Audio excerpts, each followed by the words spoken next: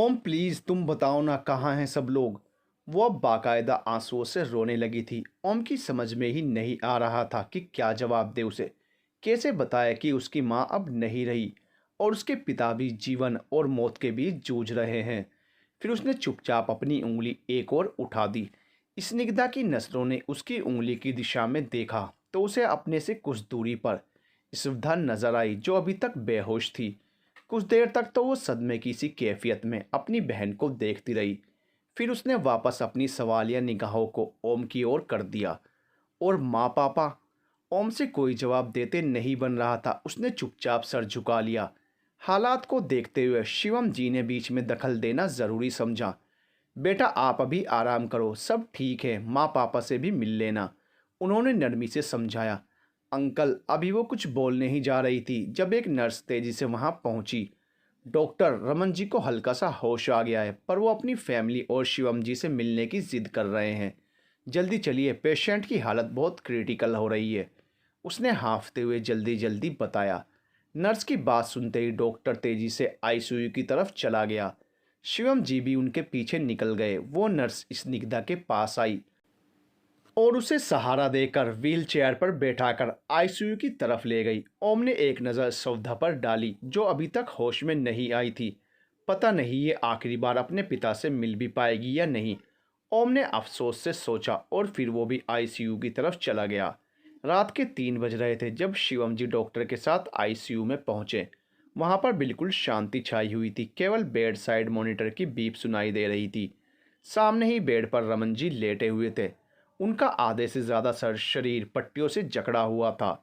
दाहिने हाथ की तर्जनी उंगली में ऑक्सीमीटर लगा हुआ था। बगल में ही ग्लूकोज स्टैंड रखा था जिसमें एक ग्लूकोज की बोतल लटकी हुई थी, जिसके द्वारा ग्लूकोज के साथ ही कुछ दवाइयाँ भी उन्हें दी जा रही थी। चेहरे पर ऑक्सीजन मास्क भी लगा हुआ था जिसकी सहायता से वो सांस ले रहे थे। शिवम जी एक पल को अपनी जगह जमे रह गए रमन जी की हालत को देखकर। दुख से उन्होंने अपनी आंखें मींच ली। फिर एक गहरा सांस लेकर उन्होंने अपनी आंखें खोली और बेड की एक ओर बढ़ गए। बेड के बगल में ही एक स्टूल रखा हुआ था। शिवम जी उसी पर बैठ गए और चुपचाप रमन जी के चेहरे को देखने लगे। तभी डॉक्टर ने धीरे से रमन जी का नाम पुकारा। 2-3 बार बोलने पर रमन जी की पलकें हल्की सी कपकपाई और फिर उन्होंने बहुत ज़रा सी आंखें खोलकर उन लोगों की ओर देखा। आप इनसे मिलना चाहते थे ना, डॉक्टर ने शिवम जी की ओर इशारा करते हुए कहा। डॉक्टर की बात पर रमन जी ने अपने बगल में नज़र डाली जहां शिवम जी बैठे हुए थे। फिर उनकी नज़र शिवम जी के पीछे गई और कमरे में चारों ओर घूमने लगी, मानो किसी को तलाश कर रही हों, भाभी और बच्चियों को ढूंढ रहे हों। उनकी नज़रों को समझते हुए शिवम जी ने पूछा। जवाब में रमन जी ने बस अपने सर को हाँ में हिला दिया। वो सब ठीक है, हल्की फुल्की चोटें आई थी तो उनका भी ट्रीटमेंट हो रहा है। शिवम जी की बात पूरी होते होते स्निग्धा वहां पहुंच गई थी। उसकी व्हील चेयर को एक नर्स धकेलते हुए ला रही थी। उसके पीछे ही ओम भी आईसीयू में दाखिल हुआ। पापा, उसके होंठों से टूटे बिखरे हुए से यही शब्द निकले। अपने पिता की ऐसी हालत देखकर उसका दिल डूबने सा लगा। पापा पापा, वो दीवानगी से उनकी ओर बढ़ने की कोशिश करने लगी। वहीं उसकी आवाज़ सुनकर रमन जी ने बहुत मुश्किल से अपनी पलकें उसकी ओर उठाई। नर्स उसकी चेयर को धकेलती हुई बेड तक ले आई।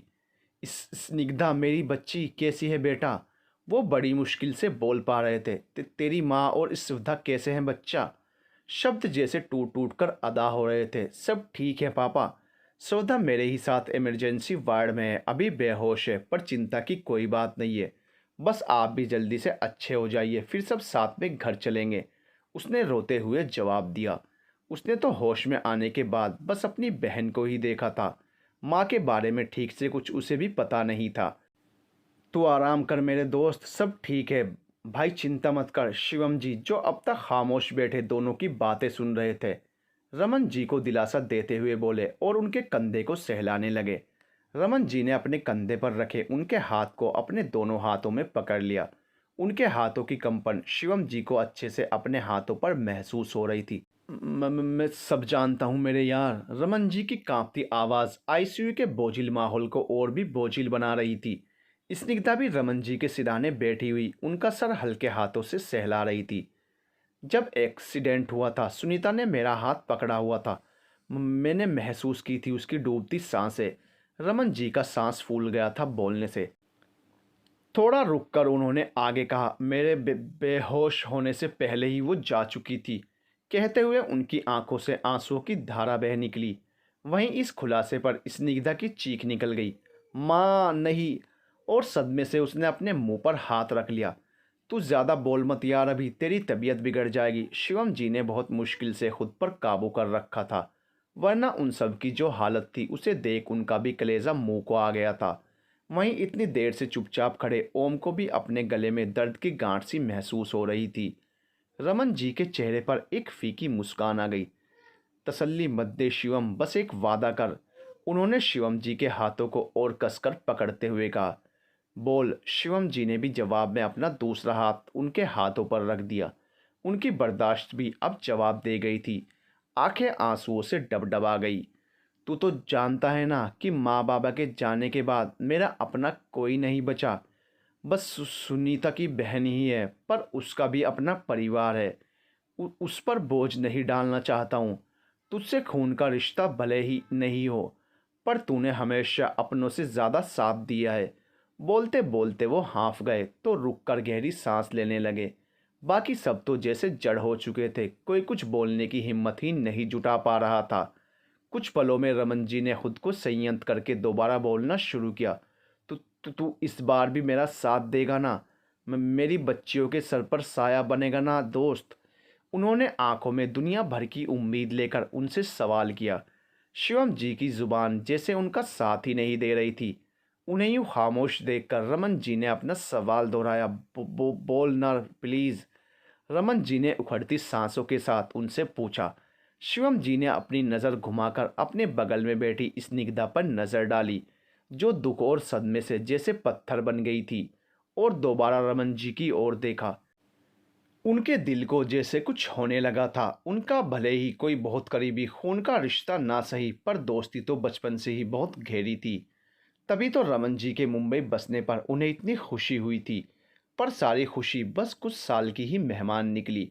अब तो हमेशा के लिए जुदाई का वक्त आन पड़ा था। और वो कैसे भला उनकी आंखों में जलते उम्मीद के दिए को बुझा देते। बस पल भर में फैसला कर लिया उन्होंने, और अपने बचपन के यार के हाथ को कसकर दबाते हुए हाँ में सिर हिला दिया। रमन जी का तो जैसे इतनी देर से रुका हुआ सांस बहाल हुआ। उन्होंने अपनी आंखें मींच ली और अपने हाथों में थमे हुए शिवम जी के हाथों को अपने माथे से लगा लिया। इसी के साथ आंसुओं की दो बूंदें उनकी बंद पलकों का बाड़ तोड़कर बह निकली। कुछ पल यूं ही खामोशी से बीत गए। फिर रमन जी ने अपनी आंखें खोलकर अपनी बेटी को देखा, जो पथराई आंखों से बस अपने बाप को ही देखे जा रही थी। उन्होंने उसे अपने और नज़दीक आने का इशारा किया, और वो यूं ही साकित सी उनकी ओर झुक गई।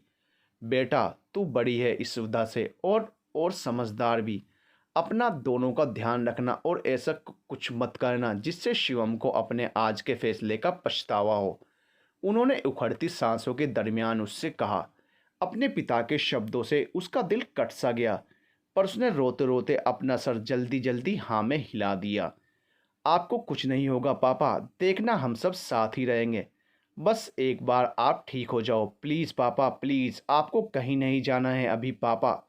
वो रोती हुई अपने पापा के सीने से लिपट गई। उन्होंने भी उसे गले लगा लिया कि आखिरी बार अपनी बेटी का साथ महसूस करना चाहते थे। थोड़ी देर तक वो दोनों यूं ही गले लगे रहे। अचानक स्निग्धा को महसूस हुआ कि उसकी पीठ पर से उसके पापा के हाथों का कसाव कम हो रहा है। उसने झट से सर उठाकर उनकी ओर देखा। वो खामोश से लेटे हुए थे, जिसमें कोई हलचल नहीं लग रही थी। वो घबरा गई और उन्हें हिलाने लगी। पापा पापा, क्या हुआ? आप कुछ बोल क्यों नहीं रहे? उसकी आवाज़ पर डॉक्टर भी तेजी से रमन जी के पास आए और उन्हें चेक करने लगे। तभी बेड के बगल में लगे मॉनिटर से टी की एक लंबी सी आवाज़ आई, और स्निग्धा की पीठ पर से रमन जी के हाथ बेजान होकर बेड पर गिर गए। वो सब समझ गई थी, पर मानना नहीं चाहती थी। फिर वो झटके से उनसे अलग हो गई और फटी फटी आंखों से अपने पिता को देखने लगी, जो अब सिर्फ एक बेजान जिस्म बन चुके थे। एक पल में ही जैसे सब खत्म हो गया, उनकी माँ, उनके पिता, सब। पापा। बस पल में ही वो लहराती हुई व्हीलचेयर से नीचे गिर पड़ी ओम तेजी से उसकी ओर बढ़ा, जो अब बेहोश हो चुकी थी। ओम को खुद अपने गले में आंसुओं का फंदा सा लगने लगा और तमाम कोशिशों के बाद आखिर वो भी रो पड़ा। रमन जी और सुनीता जी के क्रियाक्रम के बाद स्निग्धा और सविता को संभालने में बहुत वक्त लगा। सविता तो होश में आने के बाद ये जानकर कि उसके माँ बाप अब नहीं रहे, कई दिनों तक गुमसुम रही। वो किसी से भी बात तक नहीं करती थी। आखिरी बार अपने पिता से बात न कर पाने का दुख उसे दीमक की तरह खा रहा था। उस वक्त शिवम जी के परिवार ने मिलकर बहुत अच्छे से दोनों बहनों का ध्यान रखा। कहते हैं ना कि वक्त अपने दिए जख्मों को खुद ही भरता है। कुछ समय बाद वो दोनों भी अपने दुख से उबर आई। स्निग्धा ने यूनिवर्सिटी में एडमिशन ले लिया, वहीं सौदा भी कॉलेज जाने लगी। वर्तमान न्यूज़पेपर के पन्ने पलटते हुए रुद्राय ने एक उछटती नज़र सौदा पर डाली, जो नींद से बंद होती आंखों को बार बार खोलने की कोशिश करती हुई चुपचाप बैठी हुई थी। जमाई रोकते हुए उसने एक नज़र अपने बगल में कुर्सी खींचकर बैठते हुए शिवाय को देखा।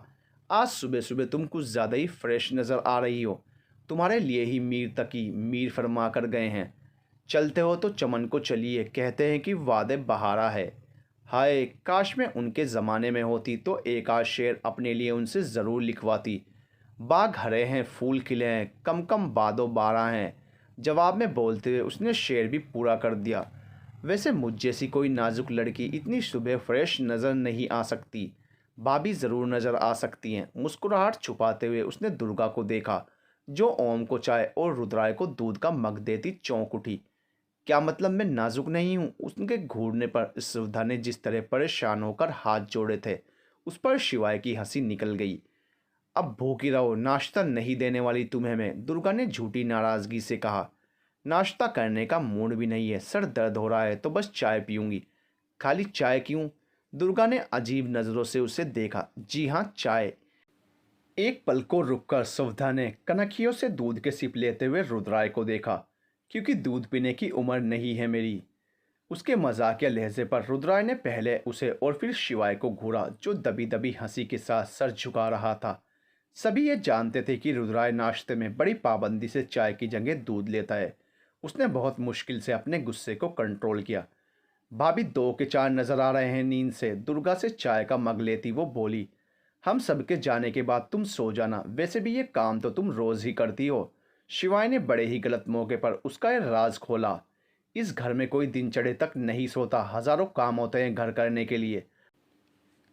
मुफ्त की रोटियां तोड़ने का जिसे शौक है वो अपना बोरिया बिस्तर गोल कर ले यहाँ से। बेहद नापसंदीदगी से शिवाय से बोलता वो यकीनन सविता को ही सुना रहा था। चाय का सिप लेते लेते रुककर सविता ने एक नज़र रुद्राय पर डाली और मग वापस रख के उठ खड़ी हुई। सविता, ओम ने उसे आवाज़ दी, वापस आकर ये चाय ख़त्म करो पहले। ओम भाई, मैं अगर यहाँ रुकी तो आप सबके लिए दिन की शुरुआत ख़राब हो जाएगी। नहीं पीनी चाय, सर्द लहजे में कहती वो रुकी नहीं। हद करते हो तुम भी, कोई लम्हा तानों से खाली भी जाने देना चाहिए। ओम ने नाराज़गी से बोला, मैंने ताना नहीं दिया है, सच कहा है। भाभी उसकी गुलाम नहीं है जो चाय नाश्ता खाना सब उसके सामने सजाएंगी। वो भी बिगड़ के बोला। रुद्राय, वो भी इस घर की एक सदस्य है। घर के लोग एक दूसरे का काम करते ही हैं। वैसे भी सौदा के आने से मेरे कई काम आसान हो गए हैं। बहुत हेल्प करती है वो मेरी घर के कामों में, दुर्गा बोली। जी हाँ, नज़र आता है मुझे कि वो कितनी हेल्प करती है आपकी। जाने क्यों आप सबने उसे सर पर चढ़ाने की ठान ली है। गुस्से से बोलता हुआ वो जाने के लिए उठ खड़ा हुआ। अपने कमरे में तिल मिलाती वो चीज़ें पटक रही थी। वरना दिल तो चाह रहा था कि रुद्राय को खरी खरी सुना डाले। फिर यूं ही उठकर उसने खिड़की से पर्दा हटा बाहर का जायजा लिया। अगले ही पल उसका हलक कड़वा होने लगा। लॉन्च में ही रुद्राय बड़े अच्छे मूड में स्वाति की बहन से बात कर रहा था। उसकी मौजूदगी में वैसे भी रुद्राय के चेहरे से मुस्कान गायब नहीं होती थी। स्वाति के भाई और बहन से उसकी खूब पटती थी। तीनों यूनिवर्सिटी की फेलोज रह चुके थे। घर में ये तीनों अक्सर एक साथ ही दिखाई देते थे। बकौल स्वाति, ये तीनों आपस में बहुत क्लोज हैं। ये तो खैर वो खुद भी देखती थी, इसलिए रुद्राय के नज़दीकी दोस्तों से वो दूर ही रहती थी। स्वाति की बहन तो वैसे भी उसे रुद्राय की तरह ही घमंडी लगती थी। आजकल बैंक में जॉब कर रही थी और अक्सर रुद्राय ही उसे बैंक ड्रॉप करता हुआ अपने ऑफिस जाता था। आज भी शायद वो उसी के साथ जा रही थी। स्वाति के भाई को तो उसने साफ बोल दिया था कि वो रुद्राय का दोस्त है, इसलिए 100 गज की दूरी पर ही रहे। लेकिन उसने कभी इस बात को सीरियसली नहीं लिया था। गुस्से से पर्दा वापस फैलाती वो बेड पर बैठ गई। बच्चों के शोर से उसकी नींद टूटी। सोनू, ओम का बेटा, अपने हमउम्र कजिन के साथ उसके कमरे में ही मौजूद था। ये क्यों रो रही है? किसने गिराया इसे? जल्दी से उसने रोती हुई 1.5 साल की उसकी कजिन को गोद में उठा लिया। आंटी, ये आपकी दराज से चॉकलेट निकाल रही थी, मैंने रोका तो खुद ही गिर गई और रो रही है। मैंने नहीं गिराया, सोनू ने फौरन कहा। सियाने, चॉकलेट का रास्ता उसे दिखाकर अब मासूम बन रहे हो? उसने सोनू के कान खींचे और फिर चॉकलेट निकालकर सोनू और दोनों बच्चों को दी। सोनू की चॉकलेट का रैपर वो उतार रही थी जब दुर्गा कमरे में आई। शुक्र है बच्चों की वजह से तुम्हारी नींद टूटी, वरना कब से तुम्हारे जागने का वेट कर रही हूँ। सुबह नाश्ता भी नहीं किया था तुमने। अब जल्दी आ जाओ, खाना तैयार है, सब साथ ही मिलकर खाते हैं। मुझे बिल्कुल भी भूख नहीं है, आप खा लें खाना। सोनू है मेरे पास, सोनू को चॉकलेट खिलाते हुए वो बोली, जबकि दुर्गा ने गौर से उसके सीरियस चेहरे को देखा। क्या तुम रुद्राय की बात को दिल से लगाकर बैठी हो? देखो, ऐसा नहीं करते, थोड़ा समय बीतेगा तो सब ठीक हो जाएगा। दुर्गा समझाने वाले अंदाज में बोली। पर मैं यहाँ आपके घर का माहौल ख़राब करने नहीं आई हूँ।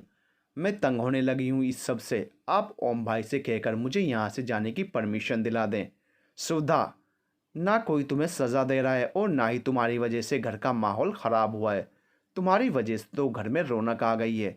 मुझे और ओम को नाराज़ करके तुम ये घर छोड़कर जाओगी तो सुकून से रह पाओगी? दुर्गा ने शिकायती नज़रों से उसे देखा।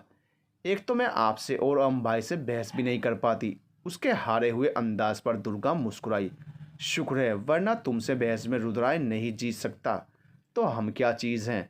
अब सोनू को मुझे दो और फ्रेश होकर आओ, तब तक मैं इसे खाना खिला देती हूँ। दुर्गा के कहने पर उसने सोनू को उसके हवाले किया और बेड से उतर गई। मोबाइल चेक करती वो कमरे से बाहर जाते जाते रुक गई। विवान का मैसेज देखकर कमरे में आती स्वाति ने हैरत से उसे देखा। सब खैरियत? हाँ, विवान को रिप्लाई कर रही थी। सदियों बाद उसे ख्याल आया है मेरी खबर लेने का। तौबा तौबा, ऐसा महबूब हो तो दुश्मन की ज़रूरत ही क्या? स्वाति शरारत से बोली। नर्क में गया महबूब, ऐसा करारा जवाब दिया है कि 4 दिन तक उसके होश गुम रहेंगे।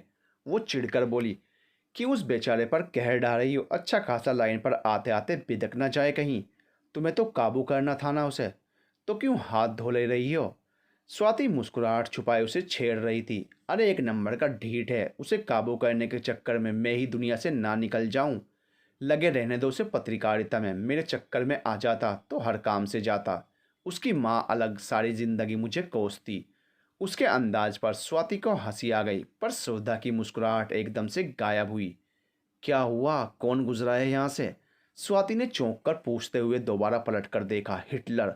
स्वाति से विवान को काबू करने की बात करते करते अचानक ही सुधा की हंसी उसके चेहरे से गायब हो गई। ये हिटलर इस वक्त घर में क्या कर रहे हैं?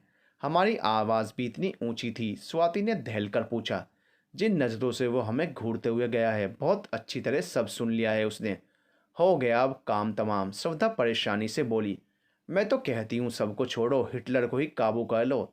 स्वाति की सलाह ने उसे दंग कर दिया। मेरी क्या मति मारी गई है? वो बुरा समूह बनाए उबकाई लेती हुई बोली, जिस पर स्वाति हंसती जबकि वो दुर्गा की तरफ देखने लगी। रुद्राय को जाते देखा क्या? दुर्गा ने पूछा। जी हाँ, अभी गया है, सवधा ने बताया। मैंने बोला भी था खाना लगा रही हूँ, खाकर जाना। कोई फाइल भूल गया था, वही लेने आया था। दुर्गा के बताने पर सुधा और स्वाति एक दूसरे को देखकर रह गई। स्वाति की भाभी दुर्गा के पास आई हुई थी। ड्राइंग रूम में उनको चाय सर्व करके सुधा ओम के लिए चाय लाउंज में ही ले आई, जहाँ वो लैपटॉप में लगा हुआ था। चाय तुमने बनाई है? मग उससे लेते हुए वो पूछ रहा था। जी हाँ, सुधा मुस्कुराई। गुड। एक चाय के अलावा तुम बाकी सब कुछ अच्छा बनाती हो। ओम के कहने पर उसकी मुस्कुराहट गायब हुई। मगर आज इत्तफाक से चाय भी अच्छी है। चाय का एक सिप लेकर उसने मुस्कुराते हुए सुधा को देखा। ओम भाई, कुछ पूछना था आपसे। कुछ पल गुजरे जब संभल कर वो बोली। हाँ पूछो, दी के बारे में। ओम ने उस पर बस एक सीरियस नज़र डाली। आप कभी उनके बारे में मेरे किसी सवाल का जवाब नहीं देते, लेकिन आपके अलावा और कोई नहीं है जिससे मैं उनका आता पता पूछूं। वो कुछ झुंझलाकर बोली। नहीं, किसी का आता पता पूछने की ज़रूरत नहीं। जिसे तुम्हारी परवाह होगी वो खुद तुम तक चल कर आएगा।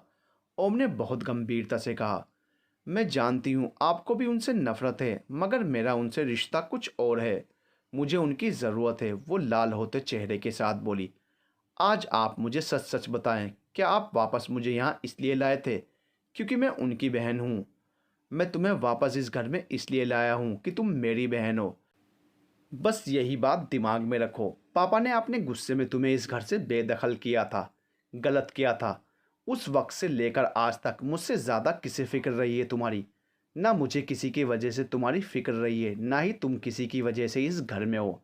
मैं जानता हूँ कि तुम एक लंबे अरसे से डिस्टर्ब हो। कभी कभी जो कुछ भी हमारे बड़े बोझ आते हैं वह हमें ही काटना पड़ता है, मगर हर किसी का किया उसके साथ है, कोई किसी के किए का जिम्मेदार नहीं होता। वो बीच में ही बोल उठी। हाँ, वो बात सही है, मगर इस बात की अहमियत बस कहने की हद तक है। ये दुनिया है और यहाँ अक्सर किसी के किए का जिम्मेदार किसी और को ठहराया जाता है। यहाँ किसी के गुनाह की सज़ा किसी और को झेलनी पड़ जाती है।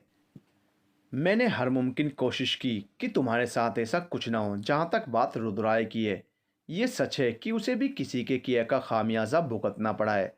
पापा दुनिया से चले गए, मगर अपनी आखिरी सांस तक उससे बात करना भी गवारा नहीं किया।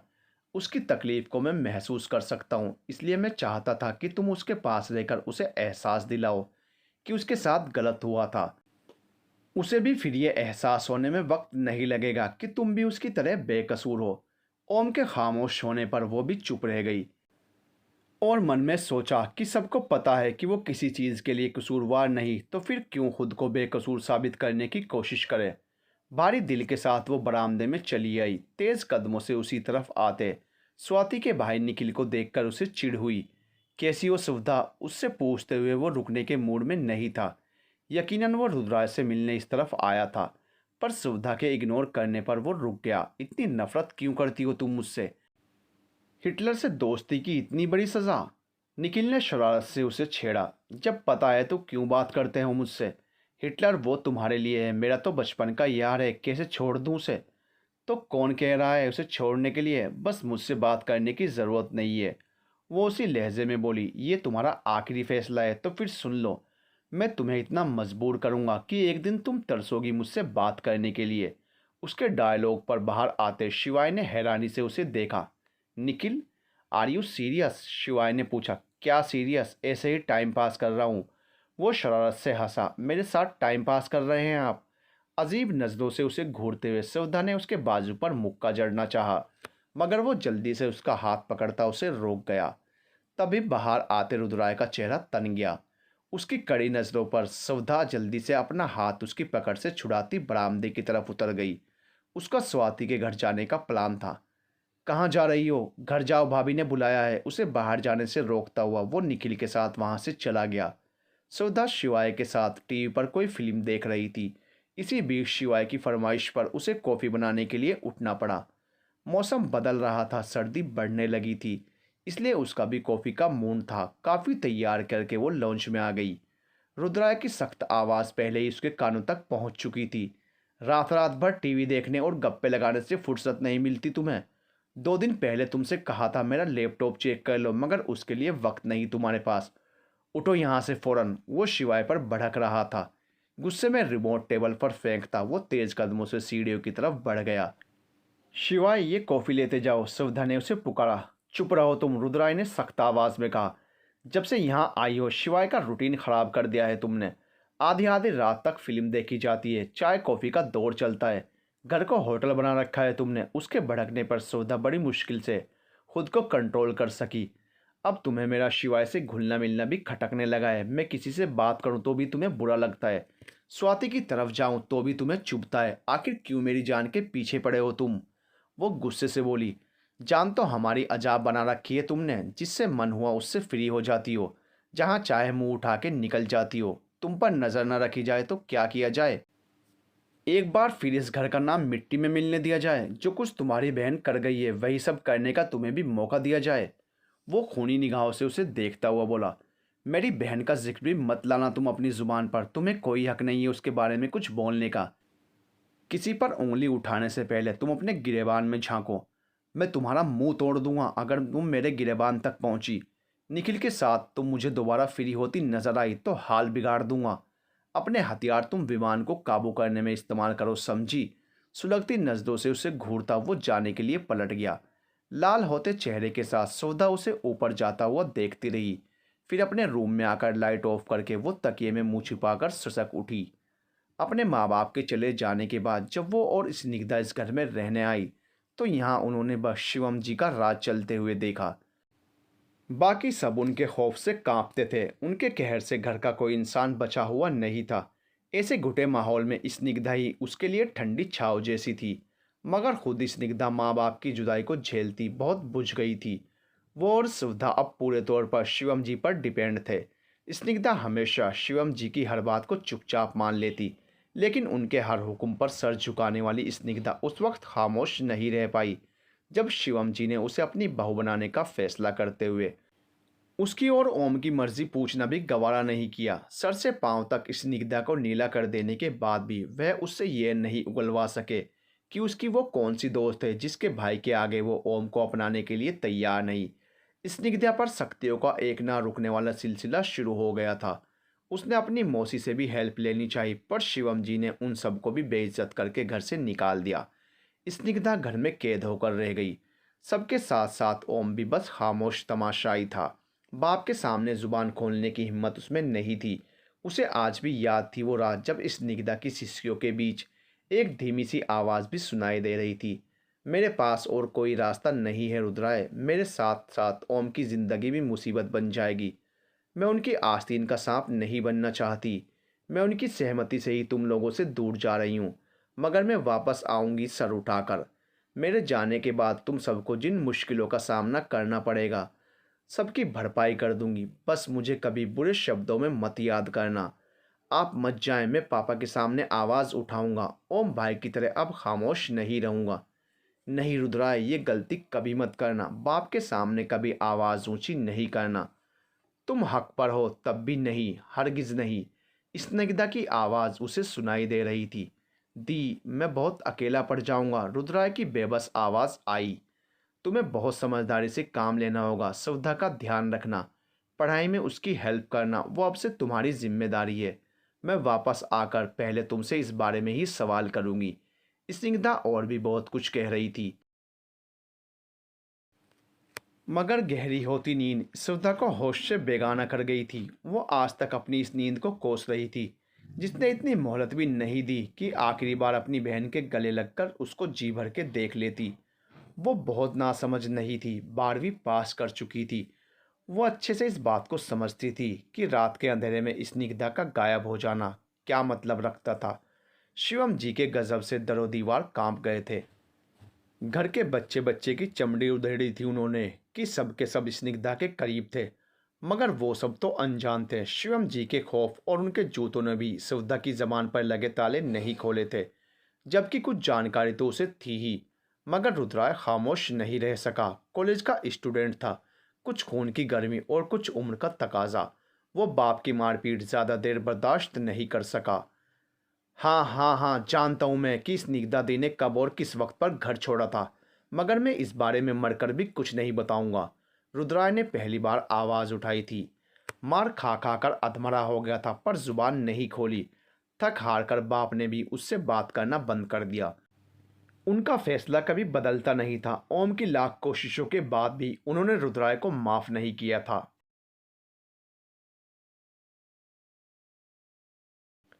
स्निग्धा के जाने के बाद सुविधा बीमार पड़ गई थी। ओम भी उसकी ढाल नहीं बन सका था। जब उसे उसकी मौसी के हवाले करके घर से बाहर कर दिया गया था, शिवम जी ने यहाँ तक कह दिया था उसकी मौसी से कि एक दिन वो भी किसी के साथ भागकर अपनी बहन की तरह उनका मुंह काला करेगी। सौदा की मौसी ने भी कह दिया था कि वो अब इस घर में कभी वापस नहीं आएगी। सौदा के लिए उसकी मौसी के घर में रहना इसलिए बेहतर था कि यहाँ शिवम जी जैसा कोई सख्त इंसान नहीं था। ओम बाप से छुपकर उसकी देखभाल करता रहा था। धीरे धीरे सौदा की सारी जिम्मेदारी उसने अपने ऊपर ले ली थी। वो बस रहती अपनी मौसी के घर में थी। कुछ समय बाद ओम की शादी दुर्गा से हो गई। वो दुर्गा के साथ सौदा से मिलने आता था। दुर्गा उसे बिल्कुल स्निग्धा की तरह मोहब्बत करने वाली लगी थी। वो स्निग्धा की तरह बहुत खूबसूरत तो नहीं थी, मगर सौदा के साथ उसका व्यवहार हमेशा स्निग्धा की तरह ही रहा था। ऐसा नहीं था कि वो वक्त के साथ स्निग्धा को भूल गई थी, मगर हर बार उसके पूछने पर ओम उसे सब्र और खामोशी के साथ इंतज़ार करने को कहता। इसलिए उसने भी चुप्पी साध ली। इस घर में दोबारा आने के बाद उसके सब्र, खामोशी और इंतज़ार की हद होने लगी थी। शायद इसीलिए वो ज़्यादा दिन तक रुद्राय का सख्त रवैया बर्दाश्त नहीं कर सकी। ओम की शादी के 1 साल बाद ही शिवम जी इस दुनिया से चले गए थे। अगर तभी ओम उसे यहाँ ले आता तो यकीनन अब तक वो पागल हो चुकी होती। बहरहाल अब वो आंसू बहाती अटल फैसला कर चुकी थी कि उसे अब हर हाल में इस निग्धा का पता लगाना है। वो अब उसके पास जाने के लिए बेचैन थी। अपनी बहन से बिछड़कर वो जान चुकी थी कि अपने इंतज़ार को ख़त्म करने के लिए अब उसे ही कुछ करना होगा। अगले दिन सुबह के 11 बज रहे थे जब स्वाति सुधा से मिलने उसके रूम में पहुंची। दरवाज़ा खोलते ही उसकी नज़र सीधा बेड पर पड़ी जहां सवदा आड़ी तिरछी लेटी हुई अपने मोबाइल में खोई हुई थी। हो, स्वाति ने उसके कानों के पास आकर जोर से कहा। हाय। स्वाति ने उसके कानों के पास आकर जोर से कहा, हाय यार, गया तेरा। सौदा ने बुरा सा मुंह बनाते हुए कहा, कभी तो डर जाया कर। स्वाति ने मुंह लटका लिया। माय डियर फ्रेंड, इस दुनिया में जीना है तो डरना छोड़ देना चाहिए। या तो अपनी ज़िंदगी जी लो या डर लो। चॉइस इज़ योर्स, सौदा ने कंधे उचकाते हुए जवाब दिया। हाँ ठीक है, ये बता सुबह सुबह मोबाइल में क्यों घुसी हुई है। यार तू तो जानती है कि स्निग्धा दी अचानक कहाँ चली गई।